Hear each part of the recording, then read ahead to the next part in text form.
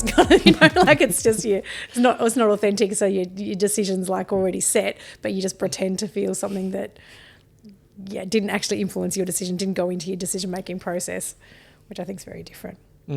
Yeah. Yeah, 100%. Anyway. Helen, thanks for coming on the podcast. Thank you for having me. I'm rapt to be here. Good. We're going to cover a lot. Yep. We've got a lot of listener questions, which we'll probably hit at the end. Fantastic. Because I feel like we're probably going to answer most of them during our conversation. Yeah. Let's start with podiatry. Yeah. Podiatry. Functional podiatry. Functional podiatry, yeah. What is that? So functional podiatry is something that I'm fairly new to it as well. I'd say probably the last 5 or 6 years, really, comparatively speaking from my career, which is probably spans like about 28 years. So functional podiatry is really about trying to restore function. So it's not really concerned or as concerned with, we used to, you know, you go into sports shops, even today, some sports shops, I'm not going to name them, but and they label feet, you know, pronating, high arch, low arch, that kind of stuff. It's getting away from demonising pronation and all that sort of stuff. It's actually looking at how does this foot function and how do we optimise function. So pronation was blamed on a lot of, you know, flaws. Or, you know, every time someone had a flat foot, it was like, oh, I've got a flat foot, I'm over-pronating. That's a problem. It's actually really not a problem provided it doesn't stay in that. It becomes problematic if you only pronate, because as a human you need to pronate, supinate. They're triplanar movements. They're 3 things that happen simultaneously. Each one carries a unique ability. So pronation is something that enables you to unlock your foot and absorb shock. So typically we want to be in that when we hit the ground, because we want to be in the unlocked phase, absorb shock, and then we want to be able to do the opposite, which is supinate, which is lock our foot and our lower limb and propel, transfer weight. So it's really looking at, can we do both of those things, and if we can't, how do we make the foot be able to do that? How do we make it better at doing that? And just restoring function, basically. So not just looking at a shape and then, you know, demonising that or labelling it, and then so it's enabling the foot to kind of get in and out of both of those movements and have access to full range of movement, because that's what the foot's designed to do. So a healthy foot should have full range of motion, have access to all those movements. So it's trying to restore those things, and if we can't, it's trying to work around that. So sometimes you have someone that's lost the ability to bend through a big toe. That happens through arthritis, through injury, through whatever. We want to try to maximise what we have left, and if we don't have any of that, well, then how do we facilitate other movements, you know, bypassing that basically, and just kind of allowing that to be. But just, you know, retaining function wherever we can, because it's movement. Movement is medicine, basically. Yeah. So and that makes perfect sense. It does. Yeah. It's crazy. It's funny because when it does make sense, because initially it's sort of a little bit of a mind bend, and then when you get it, it's like, oh, that's so logical. Why do we even do anything else? I don't know. Is the answer to that. I guess I think we live in a world where we're so hyper-focused on making things easy. So if you look at, you know, like, you know, our cars, for example. Now, you know, they don't just drive, you know, it's not just drive, neutral, park, reverse. It's now, you know, motion sensors, front, back, cameras, lane assist, you name it, right? So it's all about assisting and making everything really easy. So what happens to our ability to do things? Just gets lazy. Right? So I think, you know, footwear, you know, orthotics, aids, appliances, that kind of stuff, the initial idea is to make something easy for us. But we get so caught up in the easy that we lose function. So by easy, you mean like getting out of pain and just here's an orthotics. Not having to actually use your foot to its full ability. Not having to use, you know, your body to its full capacity.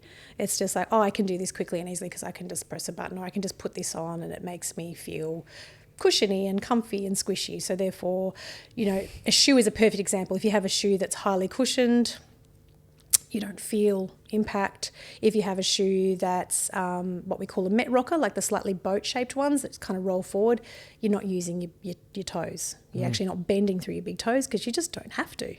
So it makes it easy. So you put it on, it gives this illusion of, oh, I feel it's so easy. I can just roll forward and, you know, I'm quick and it's great. Cool. But the big picture of that is you're not using that anymore. And if you do that continuously, you're going to get disuse. Yeah, So, like as you're saying that, I'm just thinking how it refers to the rest of your body as well. Like, as a PT, I see that all the time. You see new machines or new devices come out all the time to make it easy. Like, sort of defeats the purpose of what we're trying to achieve. Like the ab swing and all that sort of stuff you see on the TV late at night. Like it's like 5-minute abs. You can't get abs in 5 minutes. You can't make that journey easier. It is hard. Yeah.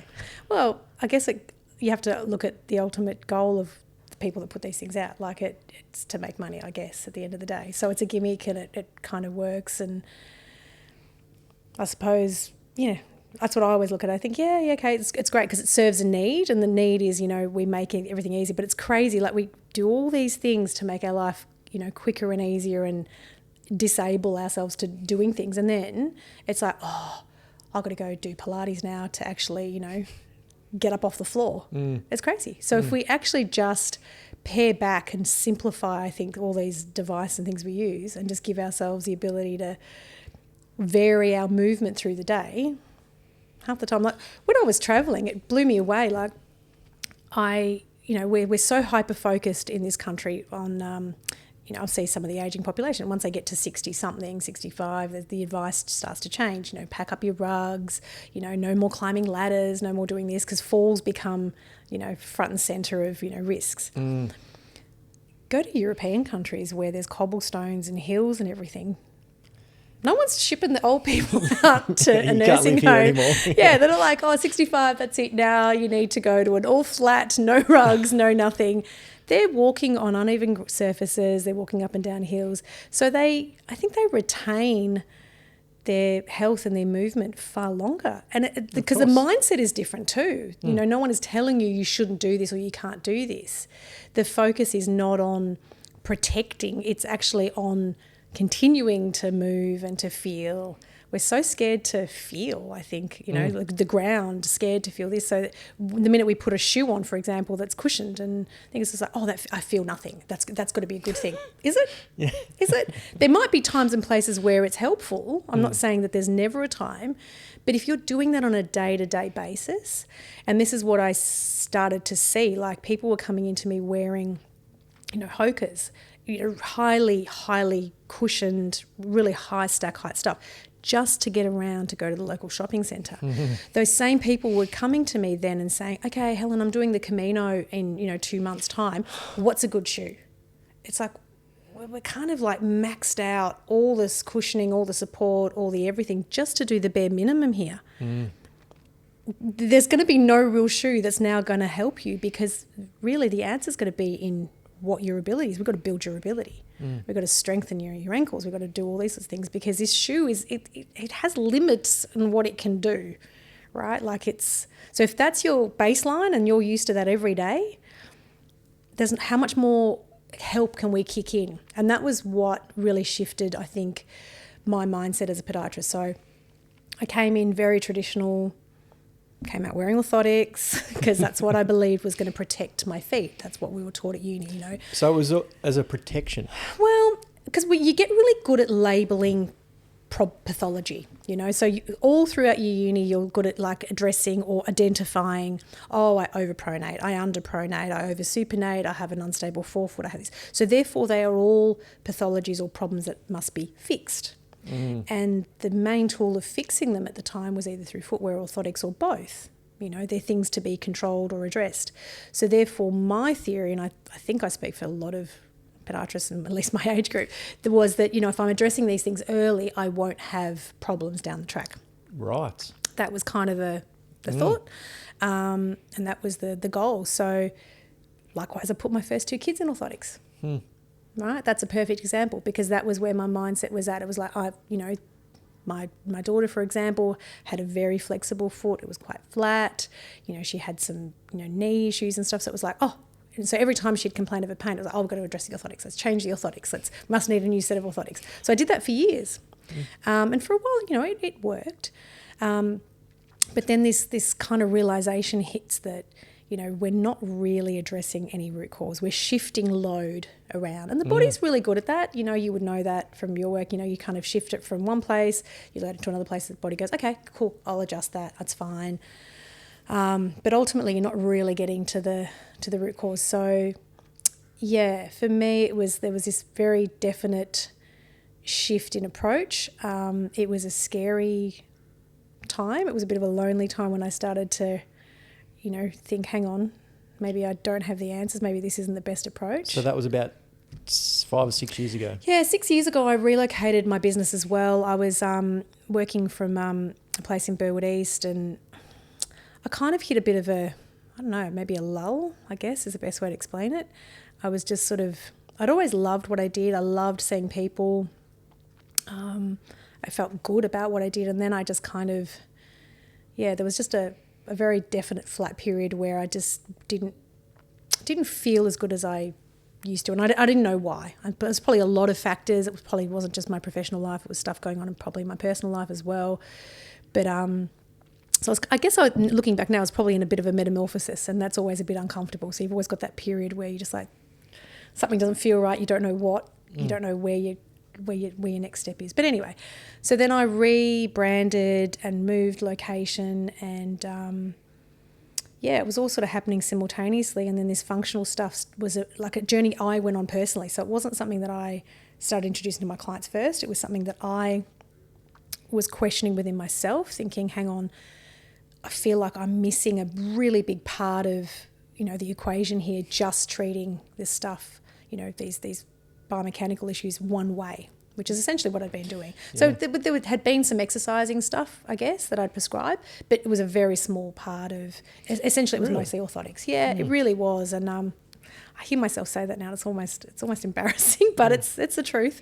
That was kind of the first thing you'd think of. You'd look at someone walk and you'd be like, right, okay, right there, that person's, doing this, incorrectly, which is, that in itself is not a great way, I don't think, to think. It's not incorrectly. Everyone's got a unique way. Some of the greatest athletes have what we would deem poor foot posture, and yet they function beautifully. Yeah. Right, like that, and that right there says it all, really. Like, they function well. So you look at their foot, and Usain Bolt's a perfect example. For example, like he doesn't have great foot posture. His toes are crooked, but that's probably because he hasn't been in functional shoes for a while. Yeah. But he functions. Yeah. Right. So, we're just missing, like I said, half of the thing. So I started having my own forefoot pain. I'd had it on and off for years and years.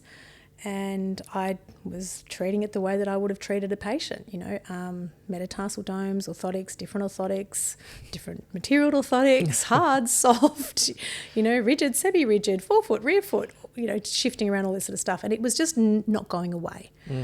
And then like I said, seeing patients coming back time after time with persistent problems that were just shifting around, just shifting from, I had plantar fasciitis here, now I've got forefoot pain, I've, got pain on the other side of the knee.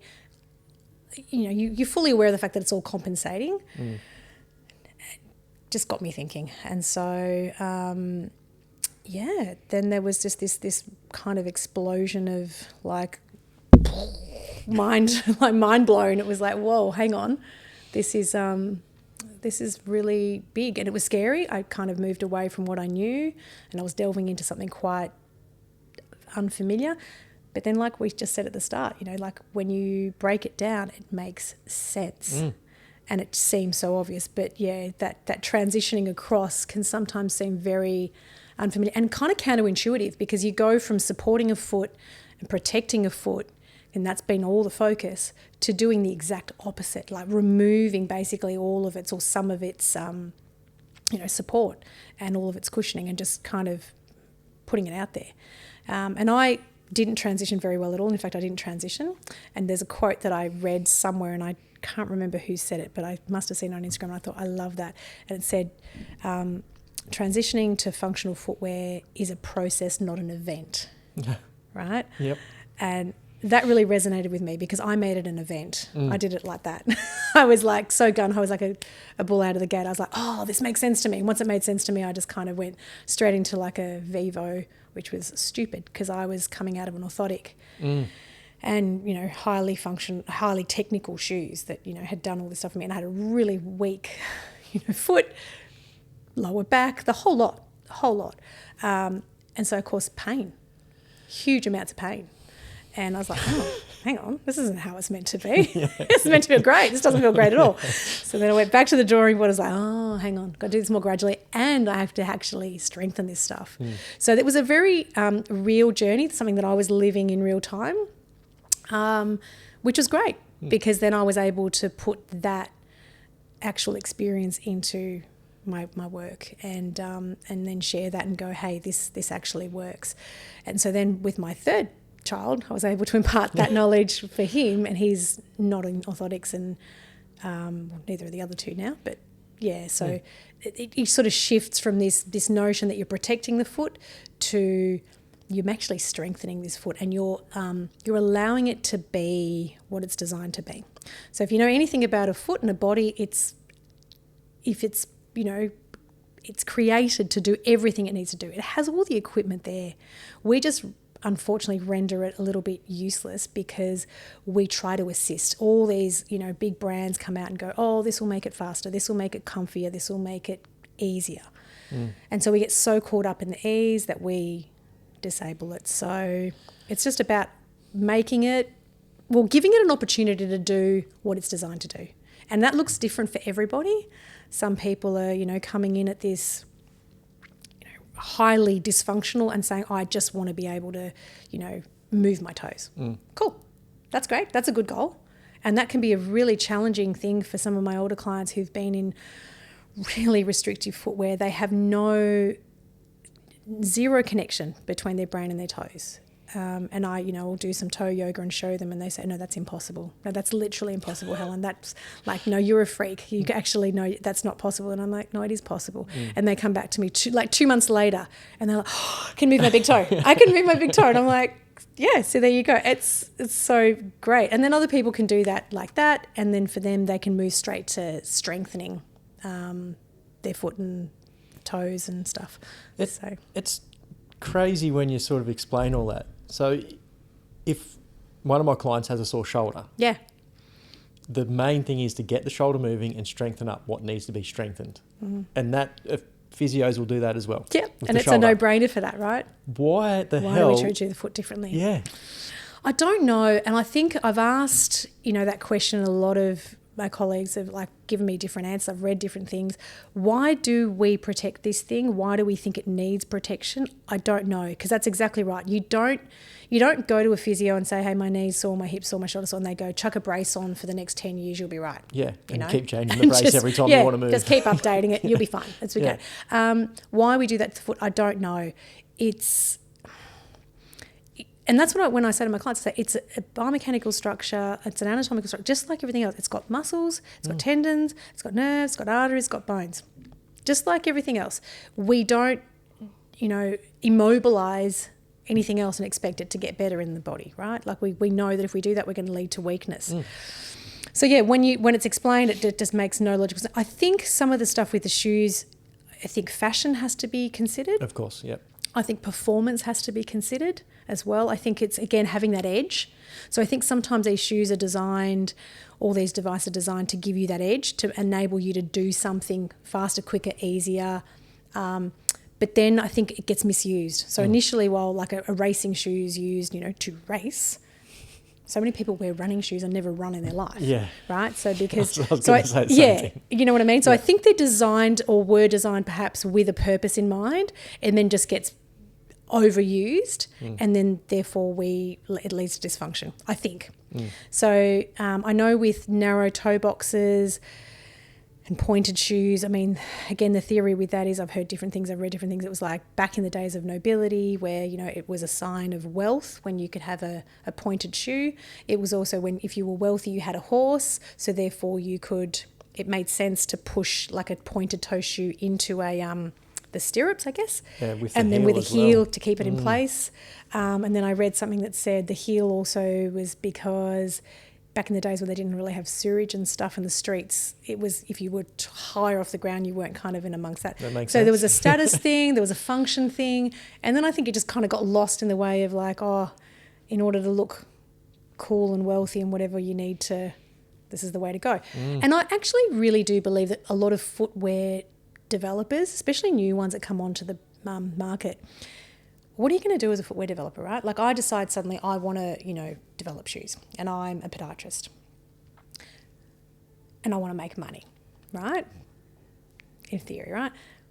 I'm going to look at another brand of shoe that's sold really well, that's really popular, because I don't know anything about shoes really. I mean, I've never made a shoe. So I'm going to pick up a brand of shoes and go, oh, that did really well. Let's put our spin on that. Let's put my little spin on that. Let's tweak it, add a few little things, put a logo on it, put my little spin on it. I put my name, my face, my expertise to it. Bingo. So they're often just, in my opinion anyway, just kind of retweaks of something that someone decided way back then it was a really good idea and worked. Without actually really questioning, does this thing make actual sense? What is it doing for me? Is it helping me? Nike bought out a Barefoot shoe. Really? Years ago, yeah. I don't know exactly. I kind of think it kind of just didn't really, they know the technology, they know the science. I just don't think it didn't get enough traction, so it probably didn't sell. Celebrities have got a lot to do with it too. Like going from a Vivo, yeah, compared to a Nike Jordan or something like that. You could spin the Jordan in all sorts of ways, sell it this way, that way, all that sort of stuff. Yeah. A Vivo is literally just a bit of rubber and material covering your foot. How do you spin that? How do you spin it? Well, that's, again, Jordan's got the name behind it. It's got an image behind it. That's powerful. We all know that. I still do think and believe fully that it's going to happen. People are waking up. People are questioning. Celebrities are starting to be photographed. I think Cristiano Ronaldo was photographed wearing a Seguero training a little while ago. I saw a picture of that and I'm like, oh, because that carries weight. Yep. As humans, that stuff matters. Image, all that stuff. I mean, the young kids, that's one of the big things that I see, kids playing soccer. So many soccer players, I've never played soccer, so I don't understand it, but I'm told by so many of them that their foot has to feel constricted. They feel more snug. So they're almost sizing down, squashing their foot into these shoes, like it's murderous on their feet. The toes are clawed and has very long... I think that's just any sport. I obviously growing up in New South Wales, it was NRL, same thing. Really? Like just squashing your foot. I hated it because after every game my feet would be so sore. Yeah. And then snowboarding, skiing. Such a disadvantage. It's just all about trying to get your foot you tight as possible. You can't be in a shoe that's too big either, because your foot's sliding in that carries its own problems. Like I've had people come in with bruised nails, because they're sliding in a shoe if they're doing running. But this concept that you're more stable in something that's smaller is actually so false. So the one example I give people is I say, if you're doing a handstand, right, you splay out your fingers as wide as you can for stability, right? Get the widest base of gait that you can. Your foot's the same. So why people think that having your toes narrowed and clawed is stable, it's not. It gives you the illusion perhaps that you're stable because something is hugging your foot and constricting it, but it doesn't, and it cannot. You actually cannot. So when I get people to do a balancing exercise and they're wobbling all over the place, and I say to them, okay, I want you to splay your toes and I want you to push your toes into the ground and really bring it back to your big toe. All of a sudden, it's like, oh, wow, okay. Lock this thing. It's strong. Think of it strong and treat it like it's strong. It's actually a whole different approach. We just don't think of it that way because we've never been taught to think, and the shoes don't really enable us to do that because they take your toes out of the game. They're just not even there. So toe strength is really important in balance. It's really important in mortality and falls. So we know that the minute we get weak toes, your risk of falls is going to go up, your risk of mortality increases. It's like grip strength. It's a fact.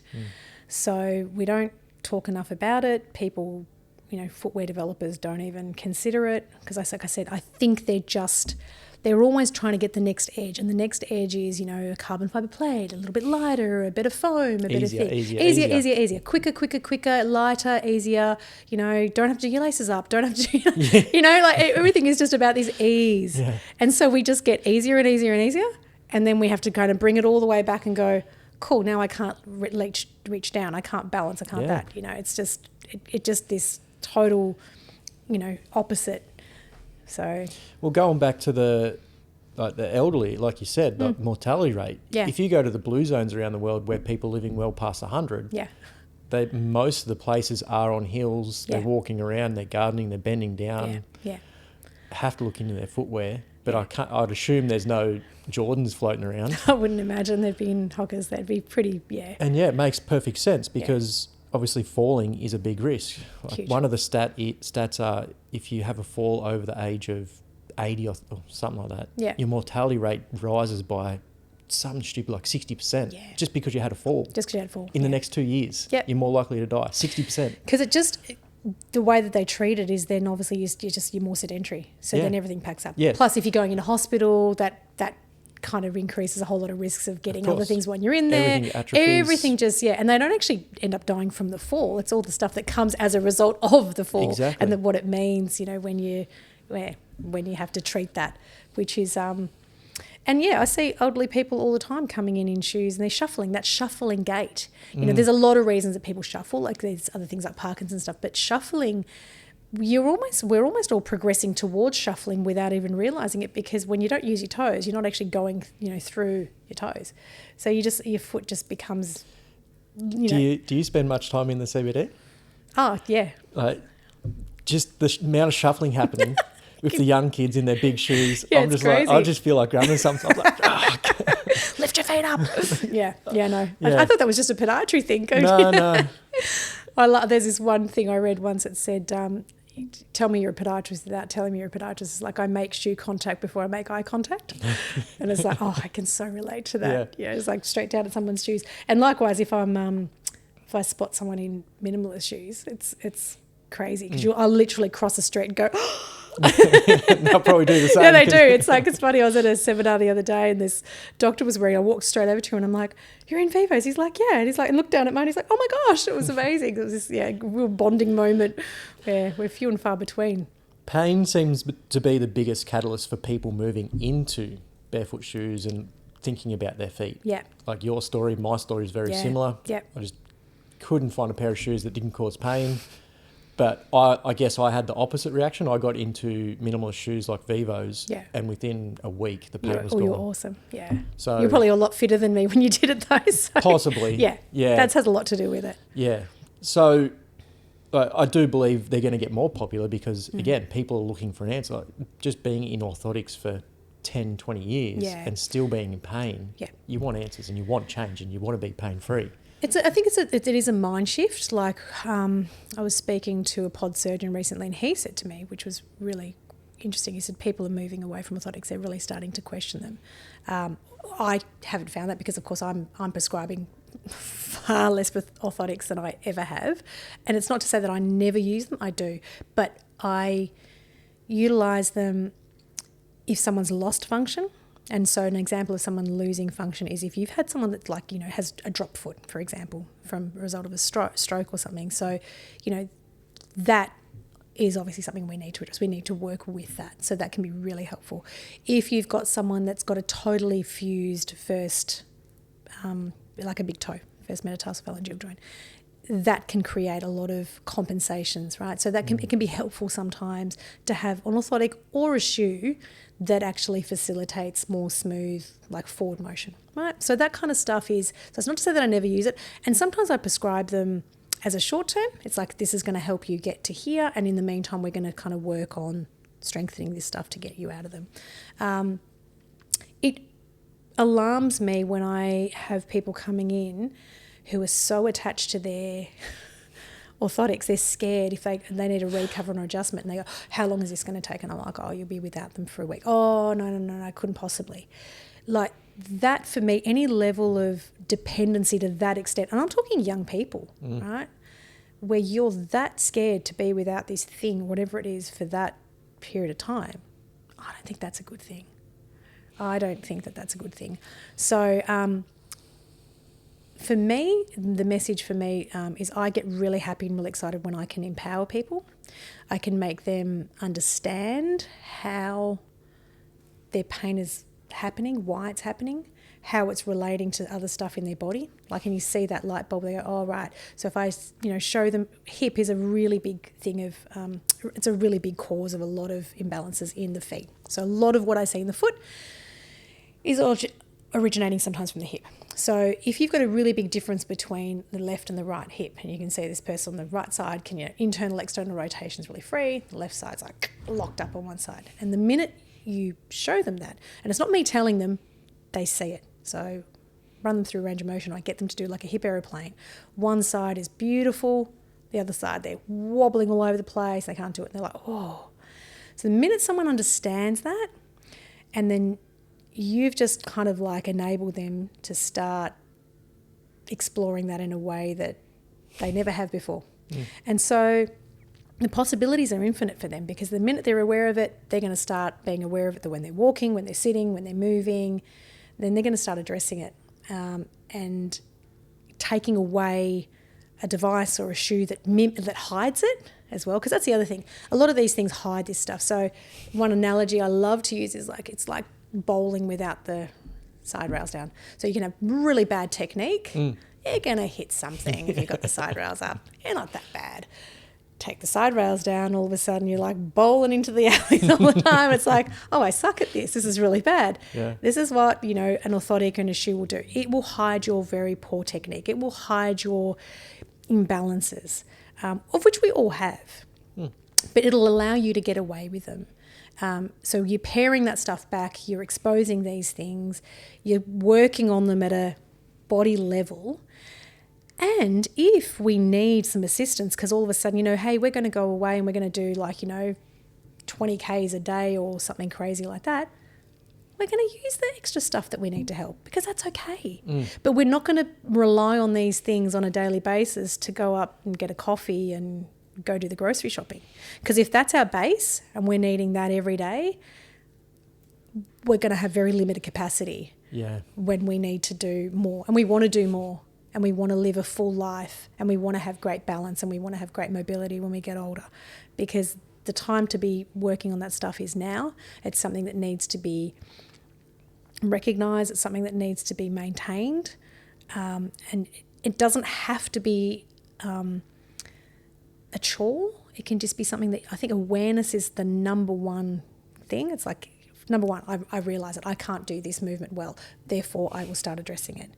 So if you're doing it consistently, little bit a day, you're so much better off than you were by being ignorant to the fact that it exists. Or you go to a therapist and they say, they said I had something with my foot, I don't know what it was. It's so many people are ignorant because we give them a fancy terminology. Make it seem more complicated. Yes, and it's just like, then you just say to them, well, can you do this on this side? Can you do this on this side? Oh no, I can't. Okay, that's where we're going to go. Let's just address this first. And you know what? Sometimes all the other problems just magically disappear. You've addressed that imbalance. It's very obvious. The patient sees it. I see it. Let's go there first. Let's fix that first, or let's even it up a bit, and then see where we land. And half the time it's like, oh yeah, that's gone. I can do this. I feel better. I feel stronger. My balance is better. I can now walk. And it's like, thank you. Great.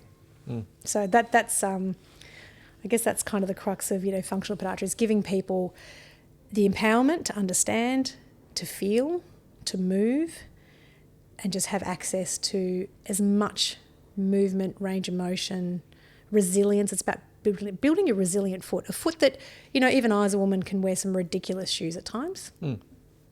And I'm proud of the fact that, my foot's resilient enough that it can do it.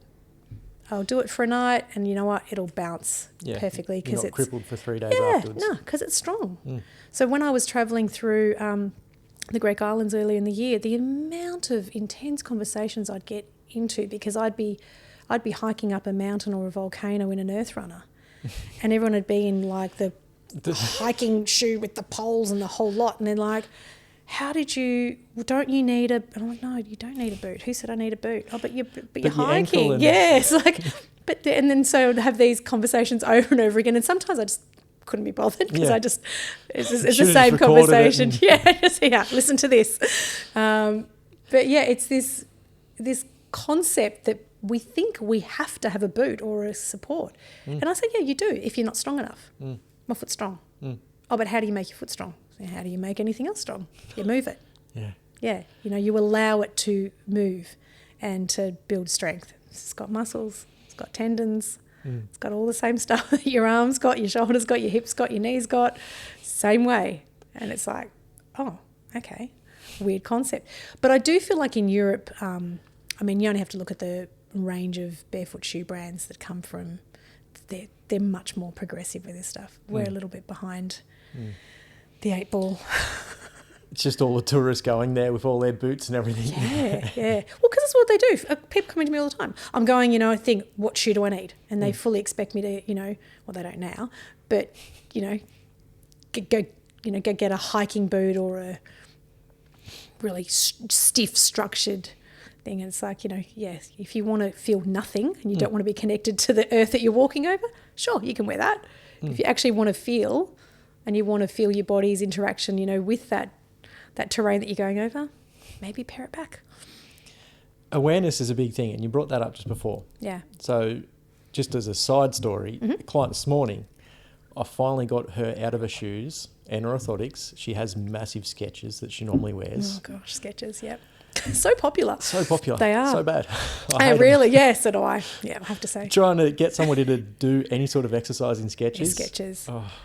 Anyway, got her out of the Skechers. Good job. We did some sled work, which was very different for her. But then we did some lunges. Oh, yeah. And it was just a completely new experience for her. Yeah. She's like, I don't know, this just feels wrong. Yeah, I'm like, because she could feel. Right, yeah. Because she could actually feel. She was aware of how it was feeling. Yes. And you brought up a point there before, awareness, getting people to be aware of it. Mm-hmm. But that's hard. It is. People don't want to be aware. Yeah, well, this is where the shoes have found that niche market where we don't want to feel. So if you feel the ground, people are like, oh, but I can feel the pebbles. Yeah. That's got to be wrong. No. Your body wants to feel. Your foot has got like thousands of receptors for a reason. They didn't just land there by some, genetic mutation. They're there for a reason. Yeah. I don't know, whatever designed it, they're there for a reason. Your body needs and wants, constant feedback about where it is in time and space. Proprioception, it's a thing. You feed information into it, brain feeds information back. And that's one of the big things that I see with the falls again.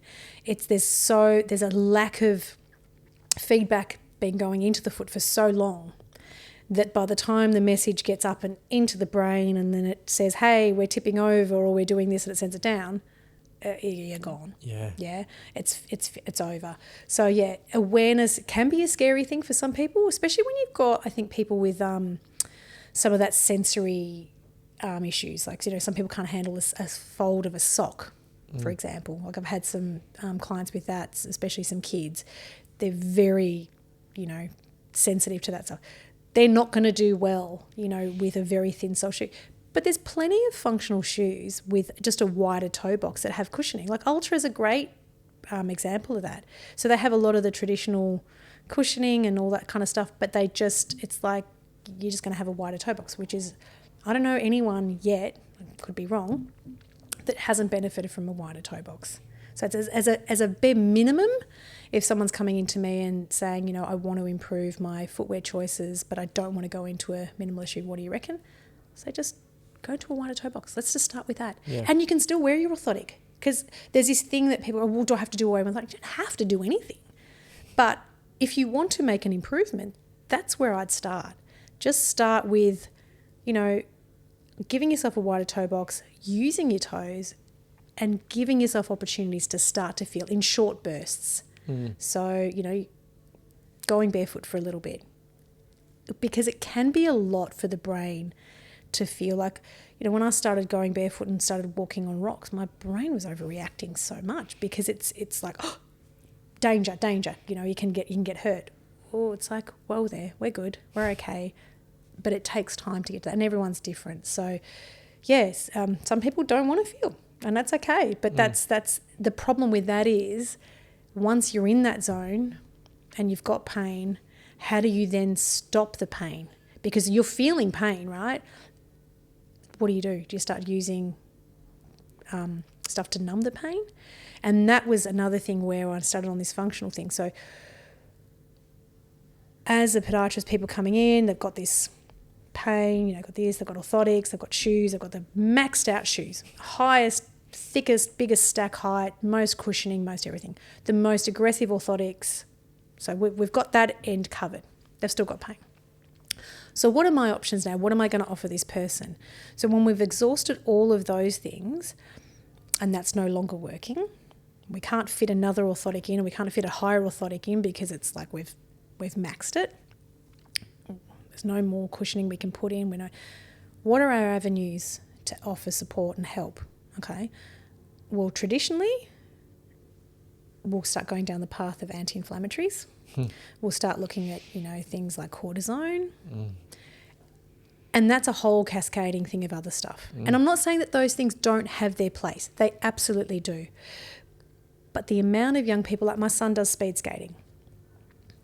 I can speak honestly and say that the coaches and some of those guys are really young.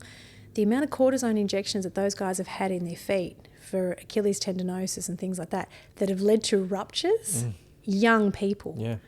It's no shock that they've led to ruptures to me. What is shocking to me is that they're up to their 3rd, 4th, 5th cortisone injection. And nowhere in any of that were they ever offered, the option, because again, we've exhausted orthotics, we've exhausted shoes, so this is it. So when we start going down that path, it's like that's a whole other thing. And then it's like surgical intervention.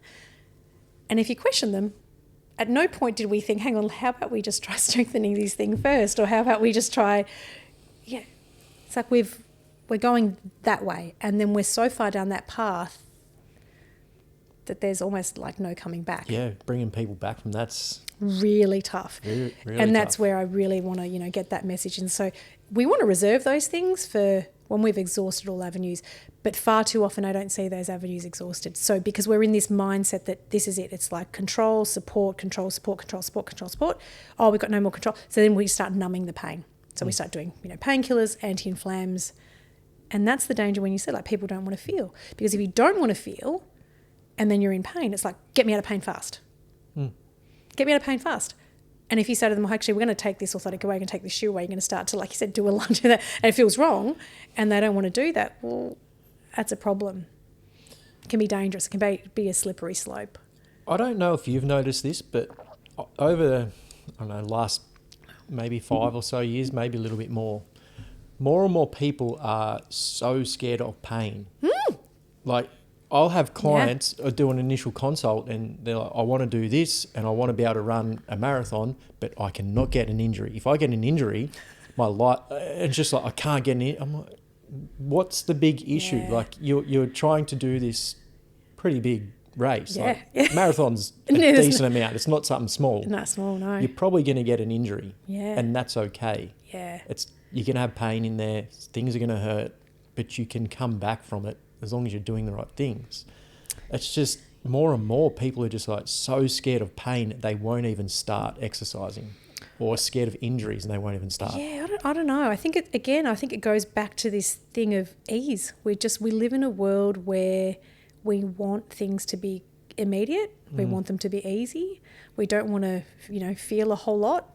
And we have so many avenues and options of things that are offering us quick fixes and quick, that we want this, there's pain meds and there's this, it's like weight loss, now you can do this and do that. Like, that to me seems kind of crazy. Like, weight loss to me has to be, a balanced thing around, what you put in, what you take, what you're expending.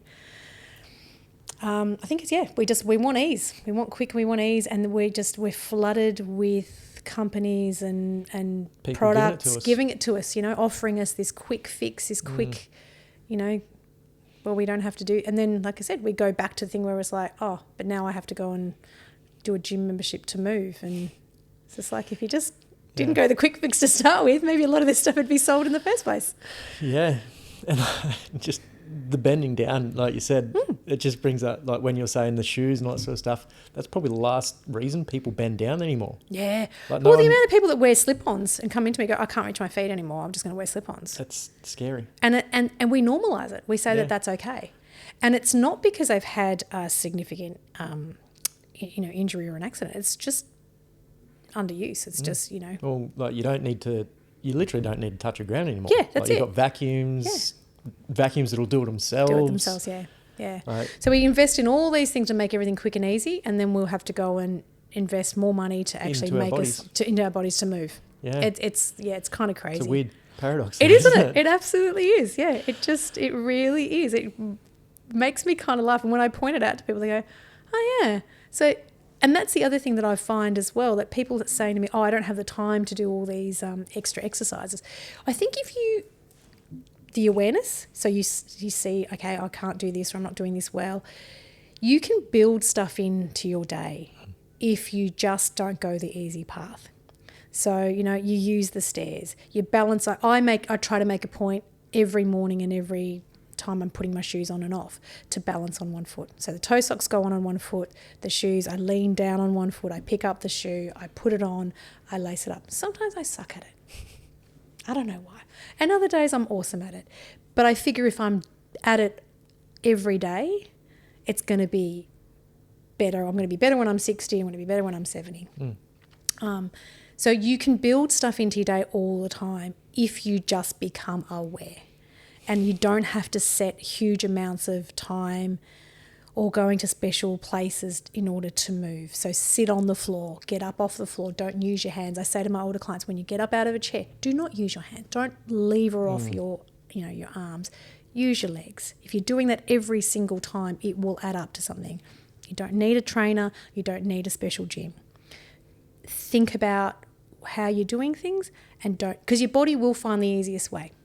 Right? It'll always find the easiest way. So again, when someone's got an injury and they're compensating and I'm trying to teach them to do something, you watch the body just, if I'm trying to get them to say, do a toe exercise, they don't have the strength to push their toes down. The heel comes up.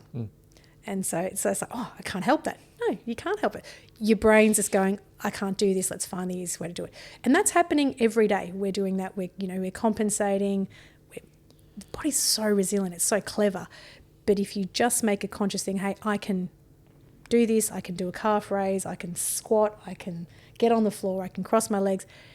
You'd be amazed. I'm probably fitter than I've ever been now at 51 than I ever was in my 30s. Because my mind shifted in the way that I did stuff. I don't go to a gym. I've always been terrible at gyms. I've tried. I'm trying to get me back to Keiser. I probably will get back to Keiser one of these days. I do love Keiser. But I'm not good at that rigid, time. It's just never been my thing. But I do far better at just variety of movements and freedom to move in whatever way I want, whenever I want. And it feels good. Yeah. And it's doable. I say that to my clients all the time. Just change the things you're already doing. Like you're already going to be eating, just make a little bit better choices. You sleep, just try and sleep a bit better. You're going to be drinking, so just drink water. Yeah. Like you're moving, so just move a little bit better with a little bit more thought. Yeah. It really is, like we said before, it makes sense and it's quite simple, but we overcomplicate it because I think we're given so much advice, so many options, and life is not static. So we go through phases where sometimes easy is good and it's necessary and it's okay. It's just if we do that all the time, we're doing ourselves a massive disservice. Yeah, and it's sort of like we're talking about all these things that make our life easier, give us more time, but we've never had as much time. Yeah, it's that crazy paradox, isn't it? Yeah, we're trying to do all these things and get more time. Everything makes it this quicker and quicker and quicker, and yet we got to, I don't have time to exercise. Like, well, it's because people did it before without consciously exercising, right? So someone walk, in a village, for example, that's on, a hill. Well, they're not going, oh, I better go do my 10,000 steps today. It's just built into their day because in order to get from point A to point B, they're going to walk there. Yeah. So it's like you look at Singapore, again, blue zones, they design these things so that this exercise happens daily. Naturally. Yeah. No one's having to, join a membership to go do it. I think that's our problem, that we're trying to carve out time to do stuff that probably we could just do ourselves if we weren't so hyper-focused on doing it the quick way and the easy way. Yeah. One day I won't have a job and that'll be a good day, I reckon. So let's talk about, we'll come back to all the questions. I think we'll answer more foot stuff with all that. Yep. I want to dive into you. Yep. So I appreciate how much passion you've got for what you still do. Thank you. It's a good feeling. Yeah. And it comes across. So this podcast is all about people finding their true form and their true selves. Yeah. And that comes through with you and your passion and your authenticity. Thank you. I don't think you'd be able to continue doing what you do if you didn't have that. Definitely not. So what do you think makes a good coach, practitioner, person that works with other people? I think, authenticity is one of them. I think you've got to be very real with who you are and what you are and where you're at. Sometimes that's hard. Yeah, definitely. But I actually think, I'm at a stage where I think the alternative is harder. What do you mean? I think being sometimes fake is harder. It takes a lot more effort. Yeah, okay. I think it's, I think when you finally come to an acceptance of who you are, what you're good at, what you're not good at, and you're okay with it and you put it out there, the need to be anything else is gone. So it's actually a lot easier. I think it's actually a pit where you go, okay. And I think for a lot of my earlier life, I was probably still searching and figuring it out. And I probably still am. It's not that I've cracked it, the code, by no means. But I am very much more in a stage where I'm a lot more comfortable in my skin, what I am, what I'm not, and working on what I want to improve at. And it is a nice place to be at. It's a place where I feel a lot calmer, a lot more rested. So, yeah, authenticity I think is important, knowing, like I said, and identifying where your weaknesses lay. I think compassion is important and empathy. I think it's important to realise that we're all human. We all have strengths, we all have weaknesses, and I think good communication is really important. I think being able to relate to people and them to relate to you. Communication, is that something you've worked on, or have you always been good at that? Am I good at it? I don't know. I guess, look, I speak to a lot of people every day. I'm interested in people. I'm the kind of person that'll sit next to a random stranger in a restaurant and end up being friends with them because I find people's stories so interesting. Because everyone's got one if you ask them. Not everyone wants to share it, but everyone, like people's resilience inspires me. It fascinates me. You know, I'm so lucky I get to have like 15, 16 conversations a day sometimes.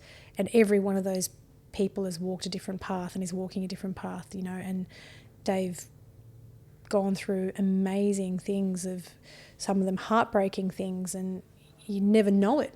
You know, you see people on the surface and they're like, oh, they look so together and they're fine and they're this and that, and then you kind of delve in a little bit and they're like, oh, this happened to me, you know, I've lost a child, or, you know, and it's like, whoa. So that keeps you like very, very grounded, I think, to realise that. But yeah, I think, you know, we're all just doing our best. We're all human. So I think if you can communicate authentically and real, I think you're going to get the best out of people generally.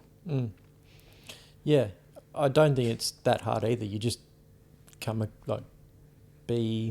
have empathy and ask how they are. Yeah, and that's a good place to start. Most people will tell you, and sometimes people don't want to tell you, and that's okay too. Like you just trying to meet people where they're at is important. So I think being able to read a room I think is a good thing too. Yeah, just being able to sort of go, oh well, you know what, this person doesn't really, you know, they don't want to talk, and that's okay.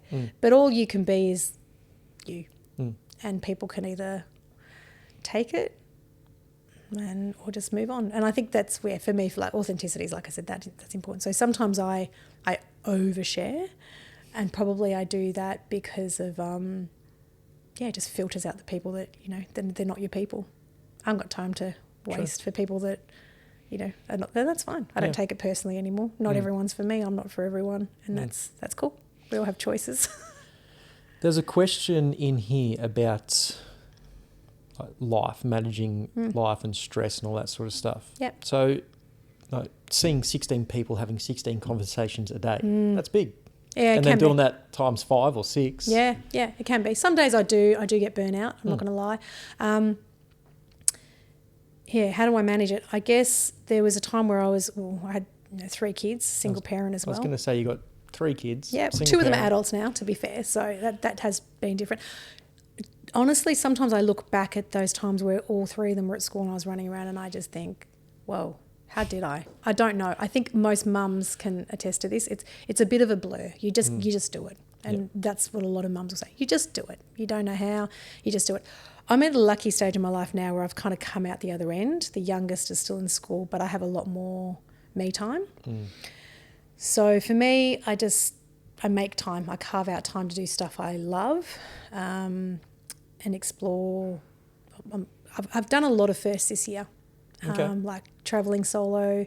I've joined a place called the Centre of You in South Yarra, which offers great breath work and all different things. So they're all new horizons for me, but they all feel like self-care, which is why I love them. So whether I'm good at it or bad at it, it doesn't matter. Yep. I just do them because it just feels like I'm doing something for me.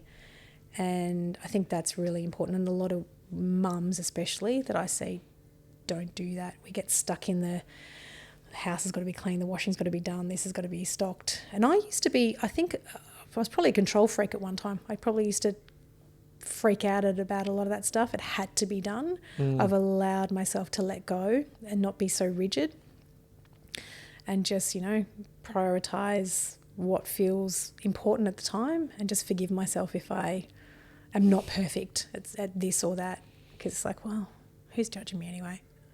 Half the time it's me who's judging me. Yeah. We're our own harshest critics.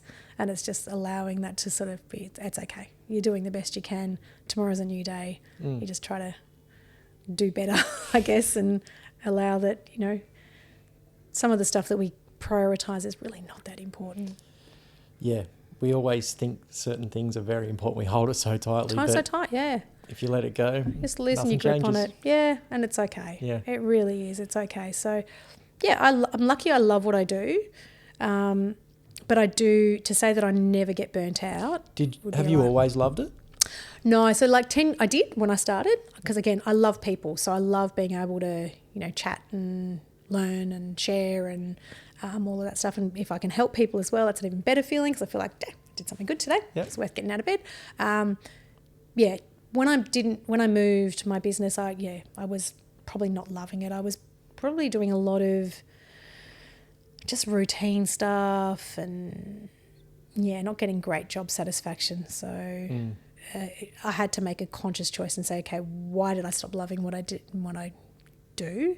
What's wrong here? What do I want to do more of? What kind of clients do I want to see? But I also think that the clients I was seeing at the time was probably a reflection of how I was feeling. Because at the time, again, I was, there was stuff going on in my personal life. And so I was probably just showing up and just kind of doing the grind. You're not going to get the best out of anything when you do that. Yep. So I was in survival mode, I think.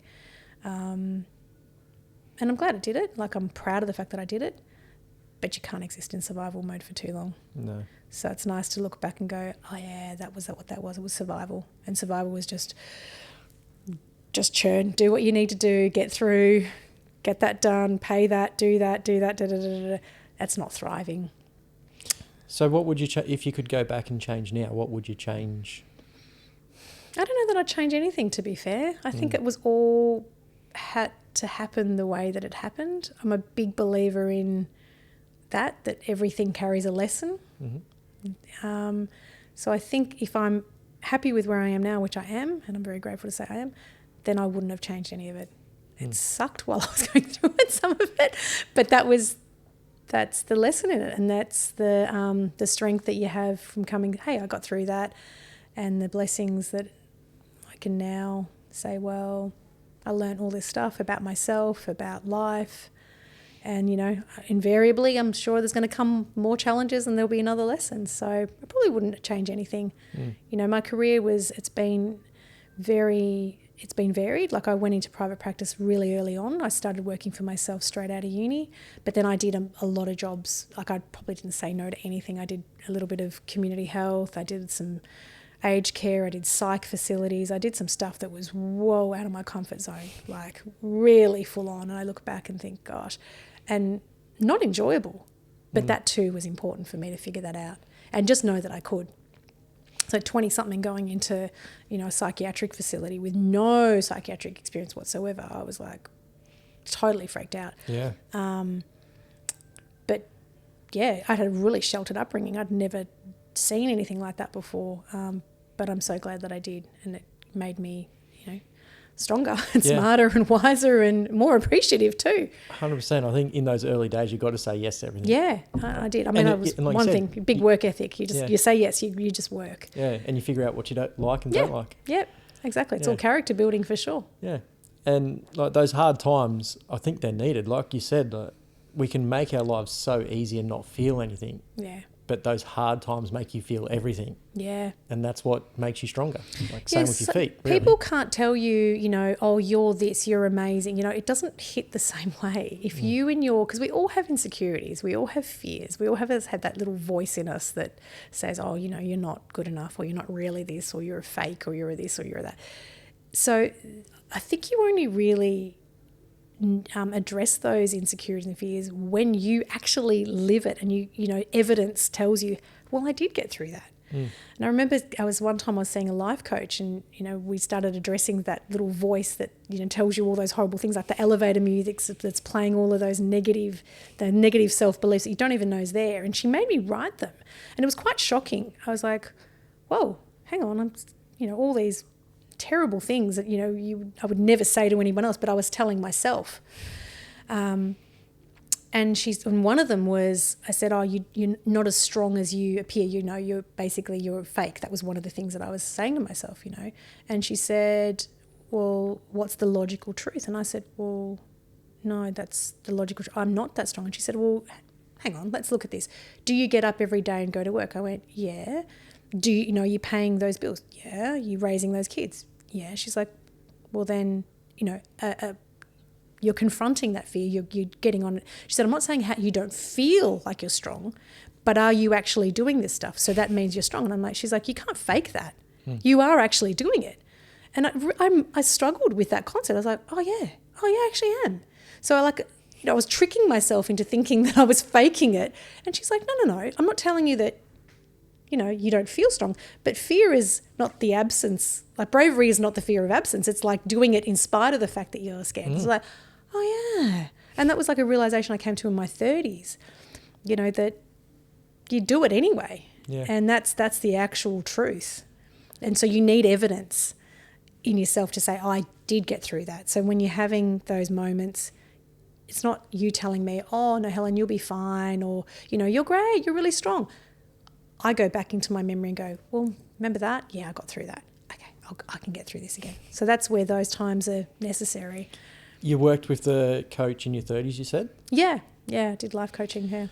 Have you, I love that technique of writing down your opinions of yourself. Yeah, it's shocking. It's scary, and a lot of people won't do it, but if anybody listening, I'd strongly recommend doing it. Absolutely. And then, like you said, finding that evidence to disprove the stuff that, hey, that's crazy. Yeah.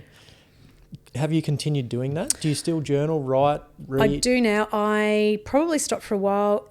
Most recently, probably in the last 12 months, I saw a psychotherapist, and I did stuff with EMDR and neurofeedback, which I found really great. So that resonated with me because she was able to explain to me this, this concept of the brain remembering old stuff and following patterns. So in your brain looking for patterns. So she's like, if you got silent treatment as a kid, the minute someone will go silent, your brain starts going, okay, we're in trouble. And you start scanning, what have I done? Da, da, da, da, da.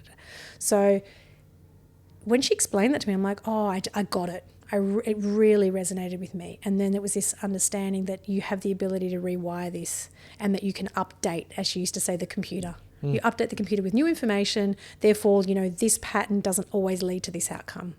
So therefore, you're not going down the same, spiraling down the same patterns of panic or anxiety or fear or whatever it is. And so it empowered me much the same way as I get really happy when I can empower someone with an awareness. Hey, this is what's happening in your body. This is what's happening in your foot. You can change this. So that was the same thing for me with the neurofeedback and the EMDR and this rewiring. It was like, oh, I see this. I see how this is happening. I see that these feelings that I'm getting when this happens, that's a trigger. I go down this pathway. I'm in, a bit of a panic. I'm in a spiral. I can change this. I need to update this. So that worked really well for me. So that's been probably, the last 12 months. And I love that, the computer update. Like, Yeah, you update the your phone information every month, update basically, the at the information. moment. So That's old information, she said to me. That stuff that's set from, time you were 20 and 15 and whatever. Now, you're looking at yourself now and saying, well, this version of me, that version of me probably couldn't cope with that. This version of me now has all of these skills and all of these abilities. That is evidence-based. That is fact. Update the computer. And all of a sudden it's like, poof, okay. I love that. Any therapy, psychotherapy, psychology, it still seems to be very, I don't know, like, don't do it. Like, you seem weak for doing it. Yeah, I guess so. For me, it was a strength. Like, for me, I put it off for years because, again, survival mode meant you can't break down. You just got to get up and keep going. And I was scared. I was scared if we open up that Pandora's box, we don't know what's coming out. And I don't know that I can have a breakdown right now because there's 3 kids to raise and there's bills to pay. So I put it off for a really long time. And then it was actually hard to put it off. It was carrying a lot of weight. Do you regret putting it off? Maybe a little bit, but I guess I just had to do it when I was ready, time-wise, mentally. I don't know that I had the capacity to do it sooner. I believe in timing. Things happen when they're meant to as well. So, I think it's actually such a strength to do it, and I have no judgment about where people find help, because I think, again, with psychologists, whether it's a life coach, whether it's whatever, you need to find, it's like finding the right therapist, whether it be a functional podiatrist, whether it be different, find the thing that resonates with you and what helps you. And it might be a different thing at a different time of your life. And we're so lucky we have so many options and we have so much information and accessibility to this stuff that I think it's great. But yeah, for me, it was timing and I every time I'd be driving there, I'd be like, I don't want to go. And then the other part of my brain would be like, and this is exactly why you need to go, because I wanted to wuss out on it. Yeah. It was like, I don't want to unpack this. It's messy. It's yuck. It's ugly. It's icky. It's hard work. And I would make a million excuses. I've been at work all day. I'm tired. I can't do this. You need to bail. And that was like the side of me was right. It's exactly why you need to go. And it's really liberating. Really liberating. Amazing. Yeah, thanks. Amazing. Let's jump into some questions. Go for it. So for everybody listening, if you did submit a question, I got quite a few. I'm just going to bunch them up into, say, a theme or a question. So obviously we'll go into footwear. Yep. So orthotics, should they be used? Like, when should people, like, how should people think about orthotics? So orthotics are a tool. They're like an exercise, like a tool, basically. So similar like an ankle brace, similar like a crutch. So there'll be different things for different people, but they basically work by redistributing load, pretty much. So they realign some stuff and shift things around. So some people are very dependent on their orthotics, as I said, and that is okay for some. Some people are wanting to transition away from them. There's no right and wrong. I guess it's just meeting people where they're at, I guess. So similar to knee braces. Knee braces are big for me, like obviously being a personal trainer. Yeah. Again, they have their time and place. Yeah. You should use them when you need them. Yeah. But there's some people that can't train without them. Yeah, and I think that's a problem. So, and it's like anything like that. The more you use it, the more dependent you will become on it, because your foot essentially is doing less of that function. So if the function has been lost permanently, an orthotic may be necessary to be there and stay there. If it's just something that we're avoiding doing because it's hard, probably not a great idea to put it there and keep it there, is my opinion. I always get my clients to mind their language, and I've been having this conversation about wants and needs a lot at the moment.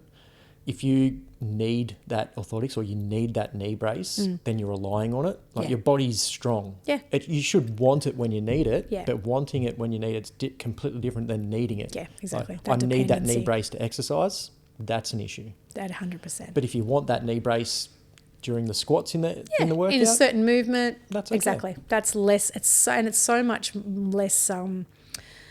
like that kind of reliance, that stresses me. That feeling, you're held prisoner. This thing's got this power over you. Yeah, if you don't have it, you need to walk somewhere. What do? Just not walk? You're going to panic. Yeah. You're going to freak out. Yeah. So that's not great. My goal as a therapist is to enable people to get off that mindset and that need as much as possible. Yeah, because it doesn't only strengthen that foot, it strengthens their mind and their capability as well. To know that you can. Yeah. Oh, totally. Yeah. Absolutely. So obviously that's going to transition into footwear. Got a lot of questions around shoes and running. And so again, I'm just going to bunch that up into how should people think about barefoot shoes? So barefoot shoes is basically, it's paring back your foot and letting it function as naturally as possible. So you should do it gradually is my advice. As a bare minimum, you should start off by going into a wider toe box, or like a foot-shaped shoe. So what is it like a barefoot shoe? They're flat, flexible, and foot-shaped. They're sort of like the 3 Fs as a bare minimum. So at the very minimum, you start off foot-shaped, wider toe box. Start engaging what we call toe splay, the ability to actually splay out your toes, use your toes, feel your toes. And then if you're really good with that, you can start tapering down on the amount of cushioning, so going on a thinner sole. And again, time and place. You might have, one shoe that's thinner, another one that's slightly, more cushioned. But yeah, a functional shoe is one exactly that. It actually relies on your foot to do the work. It's going to interfere a lot less with your function, right? Whereas a technical shoe will have a lot more influence over how you move and what you feel. A minimalist shoe is exactly that. It is less, so therefore your foot does more. So the more the shoe does, the less your foot and body are going to do, the less you're going to feel. The less the shoe does, we pay it back on the shoe. You have more interaction, more feedback, more movement, more demand on the foot and the body. And so you have to balance that out with what your capability is, because like I said, the demand of your body increases the less the shoe does. So it's not for everyone this amazing feeling of, oh, I feel fantastic. I feel fatigued. I feel tired. I feel this. I feel that. You need to increase your capacity. Yeah. I will ask this question just in case we've missed anything with that. So what should we actually look for when buying everyday shoes or runners? Okay. So an everyday shoe, like a barefoot shoe, do you mean? Or just anything? That's the question. So bare minimum, like I said, foot-shaped.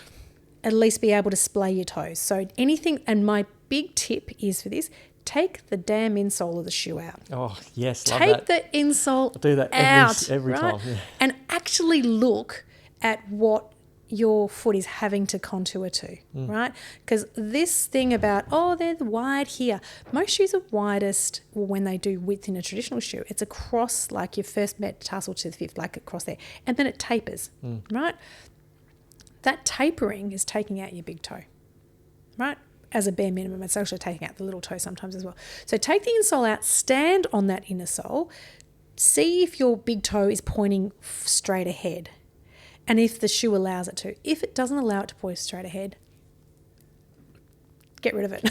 So that's for runners as well, yeah? Absolutely. Because running is like you're pushing off, especially if you're a 4-foot striker, you're pushing off from those toes. If that toe is not pointing front on, you're missing out on a lot of stability, you're missing out on a lot of power, right? So absolutely, yeah. So foot shaped as a bare minimum. The rest of the stuff, it depends again on what your needs are. If you can handle less cushioning, go less cushioning, especially for an everyday stuff. You don't need to be detached from the ground. In fact, the more you feel, the more balanced you're going to be, the more feedback you're going to get. There's a lot of stuff that I've been looking into now that says, stuff with pelvic floor. Pelvic floor. It's like it needs that feedback from the foot. It starts at the foot, right? So less is more. That's my thing. So go less if you can, and just meet yourself at the bare minimum of where you need to be. And if you have an orthotic and you need to transition into, go into a shoe that's got a foot-shaped front, less cushioning, and put your orthotic in it. Start with that. Do that for a couple of weeks. Do that for a month. Start working on building up some strength. Start going small periods of time without the orthotic. An afternoon, a walk, a morning, a here or there. And then just go from there. Yeah, so again, that sort of covered one of the other questions with all the toe spaces and the foot accessories now. Yep. How should we look at those? So I know toe spaces, I see them all the time on social media, and I don't, and I have clients that wear them all the time. I'm not a fan of people that wear them all the time because I also feel that they also become like a dependency thing. I far prefer my clients to be able to actively splay their toes, like use your muscles to splay, because that's also like quite a lazy thing. If you've got a device that's doing it for you. So I use them and I recommend them for people when we're doing barefoot stuff to start to engage toe space. So if I've got someone that's got a bunion, for example, and their big toes like way over here, and I'm trying to get them to balance, and their balance is shocking because their big toes just not where it's supposed to be, they can be really helpful to just try to start to engage that toe space. They can also be helpful to start to get some of those ligaments and muscles, in between the toes to start to splay out. So my recommendation is use them for short periods of time as an exercising or an assistance tool. Don't wear them all day, every day, because I think, again, it just creates this, my toes are going, I don't have to actively splay. You want to be able to splay them. You want to be able to contract them. You want to be able to, you choose what you need this foot to do and when you need to do it. You need to be responsive. That's what I think. Yeah, just as you're saying that, I guess the analogy for me, when I have somebody with tight shoulders, we loosen everything off, we stretch it out, we use the rollers, balls, all that sort of stuff, loosen off all the muscles, but then you need to build strength in that new range. Yeah, exactly. Otherwise, you're just going to tighten up again. Yeah. So same thing with your feet. Same sort of thing, yeah. So if you're wearing it like, if you've got something to pull it back all the time and you left it there, what's it going to clue the brain to do? It's just be like, oh, well, I don't need to actively do this. Yeah. Right? So toe spaces, in my opinion, I know people use them, they love them. I think they've got a time and they've got a place. I would warn against having them and wearing them all the time. Yeah. And that would be the same for the things like the rollers and that sort of thing. Yeah, like rollers where are do they good. come into it? You use, so rollers are a great thing to, again, increase blood flow, tension release. They're all very helpful. In fact, there's a lot of evidence to say that actually just spending 5 or 10 minutes a day, just, rolling a ball or something like that can increase activation of your muscles, increase awareness. So that's good. I do recommend that people do that at the start of a day or at the end or before they're exercising, especially for the foot, because it's like, for some people, it's quite hard to kind of access some of those muscles. So spending a couple of minutes doing that to start with, rolling it out, just helps you go, oh, okay, that's where it is. The brain goes, I can do that a bit better now. I can feel it now, yeah. So no, they've definitely got their place, yeah. But you can get bogged down. There's a lot of stuff that's around, and sometimes it can just be, what do I need? And I have a lot of people that buy this stuff and they get so overwhelmed with it, then they don't actually start using it because they don't know what to do. Yeah. You can overcomplicate it. Toe socks? Toe socks I love, and why I love them, because every time people see my socks, they always get a question. People are like, oh, they're weird. Is it a choice? So I love them. Like, obviously my shoes don't squash my feet, so I don't do that there's this notion that they separate your toes. Well, they don't really. I mean, it's just fabric, so I'm not relying on them to separate my own toes. I do it, and they can be good for blisters. I don't get blisters either, though. So I do it because it reinforces the concept that your toes are individual and they're dexterous. So much like your fingers, right? So, you can have those gloves that group it all together and they're using one unit, or individually. So I like to think of my toes as these very highly functional, highly dexterous things that need to be separate, because they can be, and I can move them separately. So that to me reinforces it. So that's what I do it. Great analogy, the mitts compared to the gloves. Yeah, it's just like, is it this or is it this? Yeah. And it's like, it's this. So I want it to be this. I want to reinforce that idea. I want to reinforce that concept, and that just works to me because I look at it, I see it, and it works well with what I'm trying to achieve with my shoes. It all just kind of aligns for me. I feel like we covered this one. How do weak feet affect the rest of our body, ankles, knees, hips, posture? Hugely. It's kind of the basis, yeah. So the body, again, will compensate for it, but it will and everyone's compensation is unique. There's certain compensation patterns that are kind of textbook, but it absolutely impacts, because if you can't achieve stability from the foot, it's going to just send it to the next joint. Quite often, as I said earlier, the hip is a big culprit, and it'll send a lot of its compensation to the foot. If the foot is then weak, the knee's stuck in the middle. It's like stuck between a weak foot and an ankle that's and a hip that's not really moving on. This poor knee. Yeah. There's this kind of hinge joint that just, so things happen. It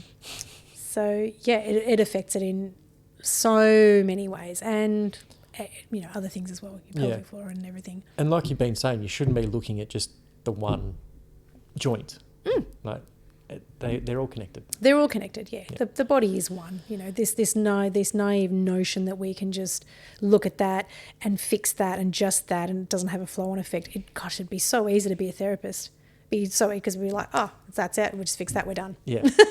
It's like people. We're so complex. It's so multifactorial, so many multi-layered. It's, yeah. I like this one. Mm-hmm. I feel like it's going to be easy to answer. Is foot pain normal, a normal part of getting older, or is that a myth? Okay, so arthritis is a really common thing we see, especially in the forefoot. So that can create, and when I say it's a normal thing, it's a common thing, and that can create a lot of pain. Why in the forefoot? I think it's just because of A, where it is, and B, how many bones are in it, right? So, and again, alignment comes into it. Most of us are not aligned correctly. We're not loading properly. So all those little joints in there tend to knock into each other. The cartilage wears out. You get a lot of forefoot pain. I'm not sure if it's normal. I think there's ways to age well, and I think if we age well, then foot pain shouldn't be a thing. To be honest, I think it. There has to be a pathology, I think, to have pain. Yeah, I think that's just a body thing as well. Like you're going to have aches and pains as you get older, joints deteriorate, all that sort of stuff. Yeah. But if you got strong muscles around the joints, it's going to help. Yeah. So I see people that have midfoot arthritis. Again, it depends on the degree. But my message to them is, if your joints are deteriorating, what is there left to support your foot, right? Yeah, it's your muscles. Yeah. And so let's work on that to keep them strong, because the fear is that when we get pain, we stop using something, the joint deteriorates, then the musculature around it deteriorates. Where are we getting movement from? Where are we getting support from? Nowhere. And then we start loading the other side. And so I think maybe a degree of some deterioration is to be expected, but I don't know that persistent pain shouldn't be a thing. I don't think so. I plan on having none as I get older. I don't know if you've probably seen my walk as we got in, and I've just got all sorts. My body hates me at the moment. Really? I got plantar fasciitis in one side.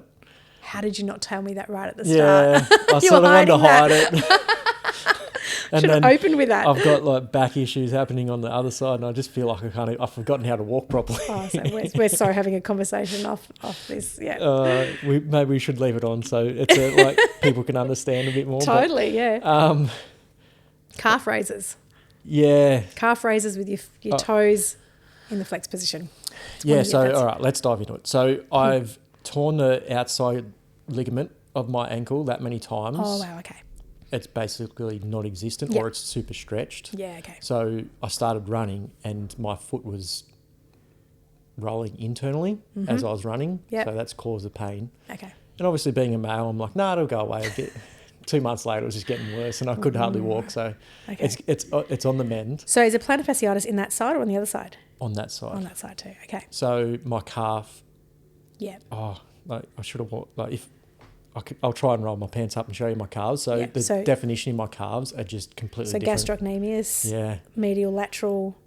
Yeah. So one on the side where I've got the plantar fasciitis, it's just it's noticeably smaller than the other side. Okay. Yeah. It's crazy. And if you're running, one of the biggest weaknesses that runners have, and they don't address it, is your soleus muscle, right? So, and you know that's best trained with your knee bent. Yeah. So seated calf raises. Yep. And look, to be honest, I was one of those people that thought I was all over my training. Yeah. And being a personal trainer. It's a great equaliser, isn't it, when you get injured and you're just like, I thought I was all over this, and you always feel insulted and embarrassed. You're like, oh, how could this be happening? I thought I was like so good. But I think sometimes we need that too to bring us back down to... But that's a whole thing. And like I was saying before, like, I've got an injury, but it doesn't stop me from training. Yeah. Like I still move.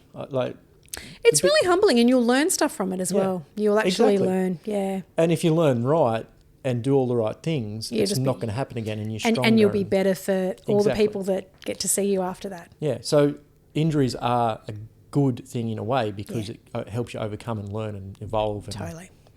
And running's really tough. Like, a lot of us think we can run just because we can run. But the analogy I always use is like breathing. We all breathe because we're alive.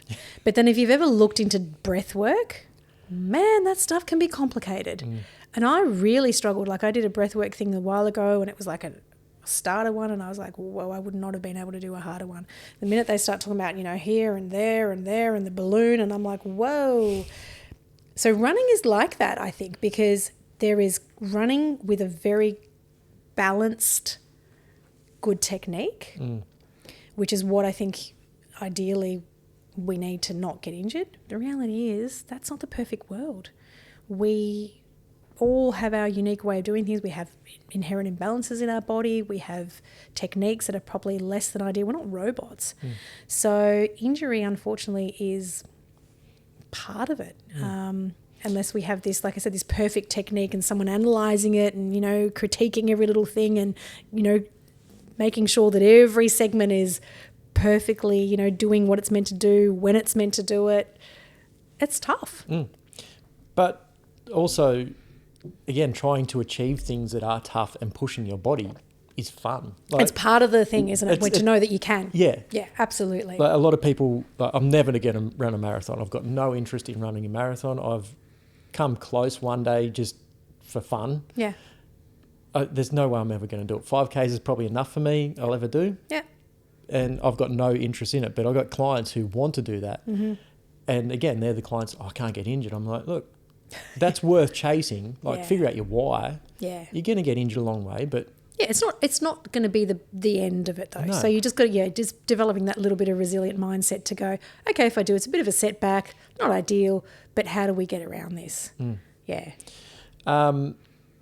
So still on my plantar fasciitis, you mentioned that orthotics was a way to help or prevent? So years ago, if you'd seen me 10 years ago, you came in to me, so I've got plantar fasciitis, I would have been thinking orthotics straight up. Yes, I would have looked at your foot and gone, right, okay, this foot's doing this one's doing this, we need to control this back there.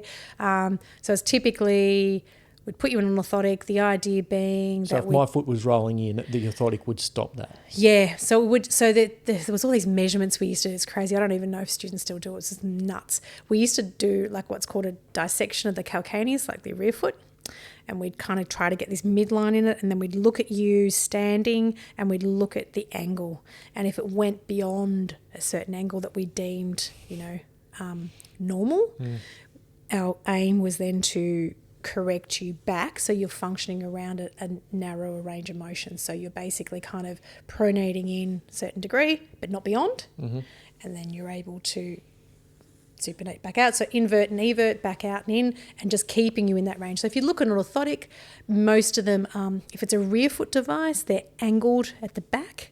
And the idea is almost like a wedging effect on the heel. So it prevents the heel from rolling in beyond that point, or at least that's what it's meant to do. And then, of course, it has the arch contour as well, which prevents sort of your midfoot from rolling in beyond that point as well. So the idea, I think, with that was that when you pronate or you roll in, your plantar fascia or all of the plantar aspect of your foot elongates, right? It kind of flattens out and your foot lengthens. When your foot's in the higher position, you're sort of like that, it shortens, right? So it's trying to kind of, I guess, remove strain from the fascia by not allowing it to elongate to that point. That was pretty much the... So what's your advice now? Strengthen it. Yeah, okay. Yeah, absolutely strengthen it. Yeah. Because, having that in there's not going to strengthen anything, and it will come back, and this is what happens. People, it just, I had it years ago, I did this, and again, if you've gone down that orthotic path where you're 100% dependent on them, and you've got the shoes and you've got the everything, and then your foot gets weaker, because I've seen this play out 1,000 times, you'll go to a podiatrist that will go, okay, they'll either make you another set of orthotics, or they'll start doing shockwave therapy, or you'll go to a GP and they'll bang a cortisone injection into it. And invariably that thing will not go away. Well, it will for a short time. Sometimes it doesn't at all. You're not addressing the cause. No. So one of the best things you can do for your plantar fascia, you're already doing half of it, which is put yourself into a functional shoe that's got a foot-shaped toe box, because it'll allow blood flow into the area. So constricting your toes is reducing the blood flow. That's never good for the fascia. And strengthen it. But strengthen it in the with your toes flexed, right? It puts a lot more strain on it, because that's what you're trying to do when you're toeing off, right? So it's got to mimicking that toeing off. Doing that slowly, single leg, you want to do 15 or 20 of those single leg 3 sets, and then you want to load. You want to do that progressively, load training it for 3 months around about. If you're running, you need to be able to do at least up to, I think it's 3 times your body weight or something, at least, if not more. Yeah, I heard that. That's crazy. Yeah, because there's a lot of load going through, right? I mean, if it's your Achilles, it's even more, I think, because it's like a spring. But you've got to do progressive load training. Yeah, of course. And, I've had even older people that, they say, I can't. They can, and they do. You meet them where they're at, so whether they're seated, whether it's 2 legs, not doing it on 2 feet, it's that's one of the big ones. Your perineals are another thing, and your toe strength's another thing as well. So have you seen when you can use a resistance band underneath your 2nd, 3rd, 4th, 5th toe, and you're lifting your toes and then you're pushing down against a band? You seen those ones? No. Oh, we're going to have to do a video. We're going to do it. Yeah. It's amazing. So that's a big one for your fascia. Yeah, that one, and your perineal. So the outer ankle, which is probably where you've done the majority of your damage, because if you've done persistent damage to those, no one ever really rehabs well off those. So that's probably a lot of where you've got weakness. So doing, again, resistance band with those movements. Yeah, I've been doing those ones. Yeah, good. That's golden. That's really good. So I'd say those 3 things are your big things. You're already doing the footwear, so. I have to admit, like, after being on a day, like, as you know, like plantar fasciitis, on it all day, it gets very sore. Yeah.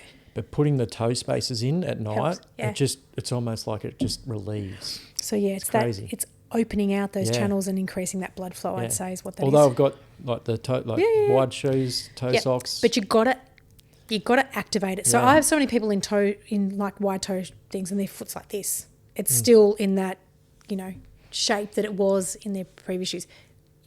You've got to kind of actively think about opening those toes out, splay them. I feel like we've done it. We've smashed it. We sort of, maybe one more about you. Yeah. Like, what motivates you on a hard day to keep going and do what you do? Okay, on a hard day, I think getting through, knowing that if I get up and do it, I'm going to feel better. I think I know, like, if I do go to work and I get good feedback, then I'm like, yeah, okay, good. That's what motivates me. It's knowing that I achieved something far more rewarding than I would have if I had just given in to the fact that, I don't feel good today. No, I can't do this. I think I've done enough of those, gotten through enough of those days, and there's always a point in one of those days where someone will say, I'm so glad I got to see you today, or thank you so much, or that, feel, and I think, okay, I did good. And that's a far better feeling than if I'd, potted around at home and, felt sorry for myself or something, which I guess, we have moments. But it's just knowing that I got something good to offer. And if I do it, I'm going to feel better about myself. I like how you always refer back and look for the evidence to prove how you're thinking. That's benefit of age. It's a good habit to have. All right. I guess so. One last one. Sorry. Yes. I usually ask every guest this. Yeah.